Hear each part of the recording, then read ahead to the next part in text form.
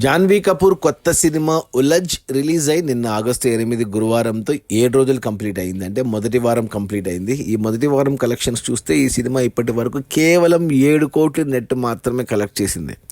ఈ cinema budget వచ్చి 50 కోట్లు అయితే అందులో 7 కోట్లు మాత్రమే వెనక్కి వచ్చాయి. మరో 43 కోట్లు వెనక్కి వస్తేనే సినిమా హిట్ అవుతుంది బాక్స్ ఆఫీస్ దగ్గర కమర్షియల్గా.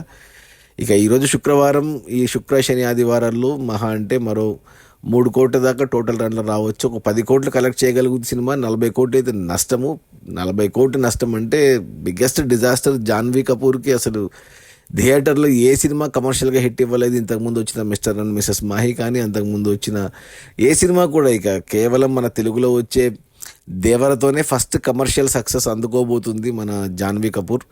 సో జాన్వీ కపూర్ ఖాతాలో మరో ఫ్లాప్ పడింది. అదే ఈ ఉలజ్ అనే హిందీ సినిమా రిలీజ్ అయిన మొదటి వారంలో కేవలం 7 కోట్ల నెట్, 50 కోట్ల బడ్జెట్లో తీసిన ఈ సినిమాకు 7 కోట్లు వచ్చాయి. మరో 43 కోట్లు రావాలి, అవి రావు.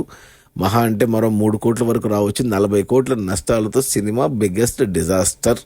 Okay, bye.